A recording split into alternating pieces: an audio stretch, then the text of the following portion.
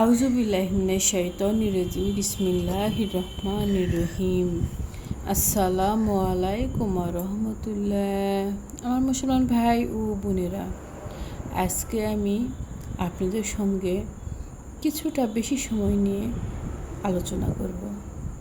কি নিয়ে? হ্যাঁ, ইনশাআল্লাহ তাআলা আমি সামনে বলছি। মুসলমান ভাই ও বোনেরা, একবার কি ভেবে দেখেছেন আপনি আপনার জীবন নিয়ে সন্তুষ্ট নয়, আপনি আপনার জীবনে হতাশ, আপনি আপনার জীবনে বড়ই ক্লান্ত, বড়ই দুর্বল, বড়ই অসহায়? এগুলো আপনার মনে হয় না? হ্যাঁ, এগুলা আপনার মনে হয়, আমার মনে হয়, আরও দুই একজনের মনে হয়, দুই একজন ভাই বোনের মনে হয়। এগুলোকে জানেন, এগুলো হচ্ছে সম্পূর্ণ শয়তানের ওয়াসওয়াসা। ভেতর থেকে আপনাকে কিভাবে মনটা ভেঙে চুরে চুরমার করে দিবে, সেই ধান্দায় সে সর্বদা আমাদের সঙ্গে অঙ্গাঙ্গিভাবে জড়িত। সে আমাদের রক্তের সঙ্গে মিশে আছে।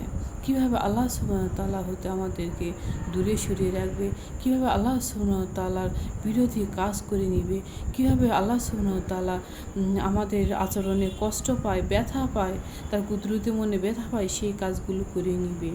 এই প্রসঙ্গে শয়তান সব সময় ব্যস্ত। সে সব আল্লাহ সুবহানাহু ওয়া তাআলার কাছ থেকে এই ক্ষমতাটা চেয়ে নিয়েছে যে আল্লাহ সুবহানাহু ওয়া তাআলা, আমি যেন মানুষের রক্তে মিশে থাকি এবং এক সেকেন্ডে দুনিয়ার এই প্রান্ত থেকে ওই প্রান্তে যেতে পারি, সেই ক্ষমতা দাও। আর সবার কাছে আমি থাকতে পারি, আর সবাই যেন আমাকে দেখতে না পায়।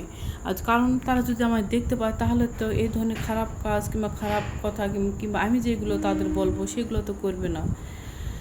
তো আল্লাহ সুবহানাহু ওয়া তাআলা তখন তাকে বলেছিল, ঠিক আছে, যা, তুই কর, তো সব শক্তি আমি দিয়ে দিলাম। কিন্তু একটা কথা মনে রাখিস, আমার বান্দা যদি আমার কাছে একবার মাপ চাই কেঁদে কেঁদে, ইনশাআল্লাহ তাআলা আমি তাকে মাফ করে দিব।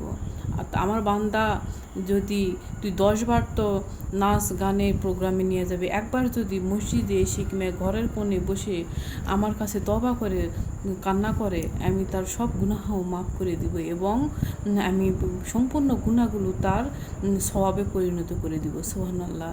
দেখেছেন আমাদের আল্লাহ কত দয়াবান, কত দয়ালু। আল্লাহর নাম কি এমনি এমনি রহিম? আল্লাহর নাম কি এমনি এমনি রহমান? এমনি নয়, অনেক কারণ রয়েছে। যে দেখেন আমরা প্রতিদিন কত গুনাহ করি, কত গুনাহের সঙ্গে জড়িত, আল্লাহ সুবহানাহু ওয়া তাআলাকে কষ্ট দিচ্ছি। তিনি কি আমাদের অক্সিজেনটা 1 সেকেন্ডের জন্য অফ করেছে? বলেছে যে আমি তোর উপর নারাজ রে বান্দা, আমি তোকে 1 সেকেন্ডের জন্য হলেও তোকে আমি অক্সিজেন দিব না, একদিনের আহার দিব না, এক বেলার আহার দিব না, কখনো কিন্তু না। ঠিক আছে?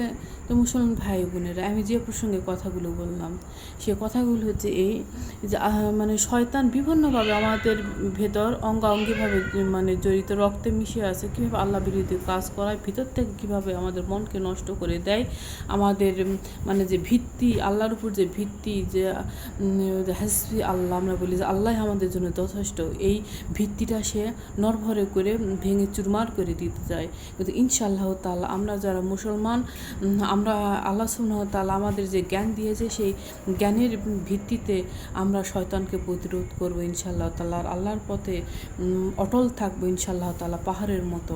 ঠিক আছে মুসলমান ভাই ও বোনেরা? আর এই জন্য আমরা কী করতে পারি? হ্যাঁ, এই জন্য আমাদের সর্বপ্রথম কাজ 5 ওয়াক্ত নামাজ। 5 ওয়াক্ত নামাজ, আমি আবার বলছি 5 ওয়াক্ত নামাজ সময় মতো, ছেলেরা জামাতে, মেয়েরা বাড়িতে। ঠিক আছে?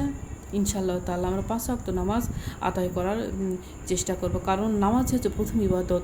আপনি যে এই নামাজে যদি না থাকে, তাহলে আল্লাহ সুবহানাহু ওয়া তাআলার সঙ্গে আপনার কোনো সম্পর্ক থাকবে না। তাই নামাজ দিয়ে শুরু করতে হবে। আর আমরা নামাজ দিয়ে শুরু করবো ইনশাআল্লাহ তাআলা। আর এরপর একটু একটু করে আল্লাহ সুবহানাহু ওয়া তাআলাকে সন্তুষ্ট করার উদ্দেশ্যে একটু একটু করে আমরা আল্লাহ সুবহানাহু ওয়া তাআলার দিকে এগিয়ে যাব, সম্পূর্ণ নবী কারীম সাল্লাল্লাহু আলাইহি সাল্লামের পন্থা অনুযায়ী।